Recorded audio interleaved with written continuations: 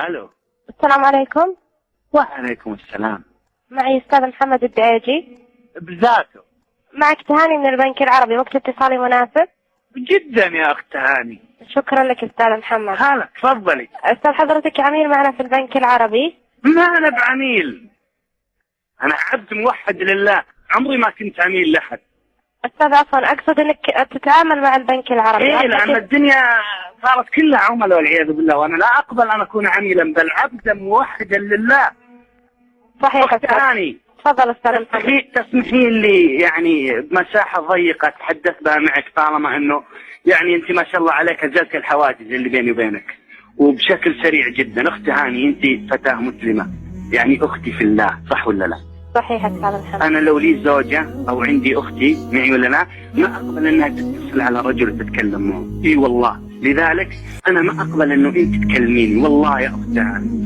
يعني يا زين المرأة، يعني عذوبتها وروعتها لما تلتزم بكتاب الله وتلزم بيت أهلها وتسمع وتطيع لزوجها وتحسن تربية أبنائها، وكل ما تعرف نفسها وتصون نفسها ما حد يسمع صوتها ولا حد يعرف أسلوبها ولا مستوى إدراكها، كل ما كانت قيمتها بالآفاق عالية ثمينة قيمة.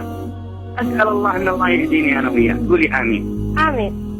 عندك مشكلة معينة فالبنك مستعد يحل لكم طبعا. ليش؟ لأنه أنتم كلكم مشاكل في البنك، وضعكم منهار جدا. ليش؟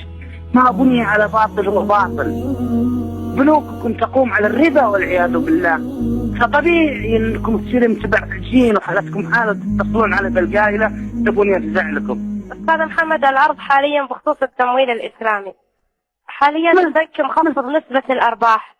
عفوا أستاذ محمد، أنا حابة أقدم لك العرض، حاب تسمع العرض بخصوص التمويل؟ تفضلي يا أخت هاني، إنه إيش عندنا إلا نسمع. أستاذ على حسب راتبك راح يكون مبلغ التمويل 46,000 ريال. أيوة. والقسط الشهري 944. يا أخت هاني طحوتونا سويتوا بنتوات ما يعلم بها إلا الله. يا أخت هاني، اتصالك بحد ذاته بمثابة القصف على الفرد عشان تتصل تلقينه مستوي. لو تقولون له قرض مليون و16 مليون قال هاتوا. أخت هاني.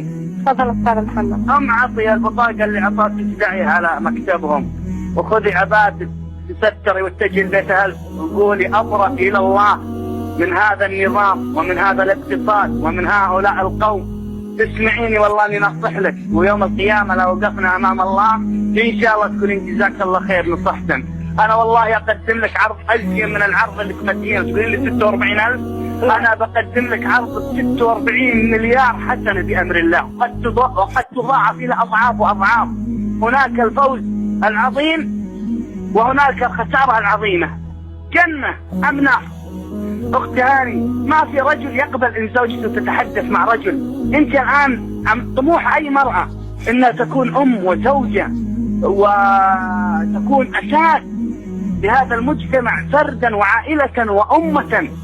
كيف أخت هاني يقبل زوجك إنه أنت تطلعين معه وتقولي والله اليوم أنا اتصلت على 10 رجال أقنعهم بمشاريع معينة؟ أين رجولته؟ أين غيرته؟ أخت هاني، أنت ما راح تقبل برجل زيوت قدر ما له قيمة ما يغار عليك ويقبل إنك تتحدثين مع أي رجل.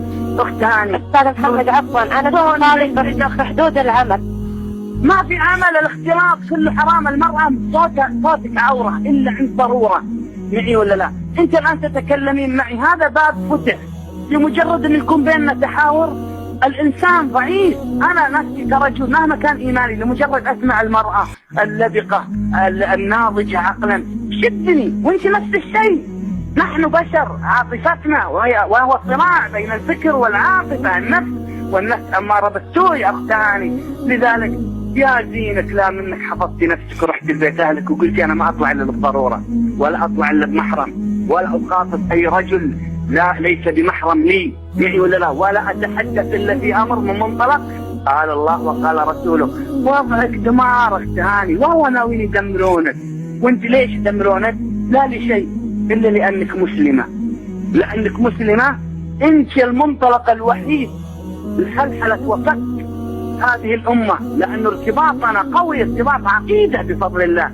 لذلك هذه العقيدة من أين يتم فكها وفكفكتها؟ أسلوبين وطريقين، المال والنساء. فهمتي ولا لا؟ لذلك خذي مني العرض هذا اللي يفوق عرضك بأضعاف المرات، معي ولا لا؟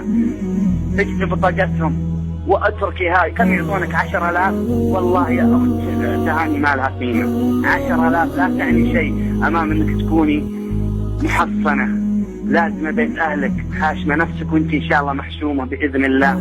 كلنا نغلط وكلنا نقصر، وطبعا صارت عمليه تسييس لنا تحت دافع المال، ونحن امه محمد صلى الله عليه وسلم يعني نبتلى وفتنتنا في المال والنساء ورب الكعبه. لذلك لطيفهم واتركي وظيفتهم، هذه وظيفه ما تشرف. انا الان لو جيت بتقدم لك اخ ثاني كيف ببات جنبك واحسب نفسي اني رجل، وانا اعرف ان زوجتي بتقوم الصباح تروح العمل هتكلم 4-5 رجال، من اللي يقبل؟ انت زوجك تقبلين انه يكلم حريم؟ اسالك بالله يا ثاني تقبلين؟ لا ورب الكعبه لا يمكن تقبلين. واذا كنت تقبلين فهذا يعني انك امراه لا قيمه لك، لا غيره عندك. وش اعزب ما في المراه غير غيرتها وحفظها لزوجها وحفظها لنفسها ودفاعها وزودها عن بيتها وعن عقيدتها وعن تربيه ابنائها. احفظي نفسك، والله اني ما بقول لك بالقاعده ما تلقين راحه. هذا الزمان ظهر فيه الفساد في البر والبحر واليابس.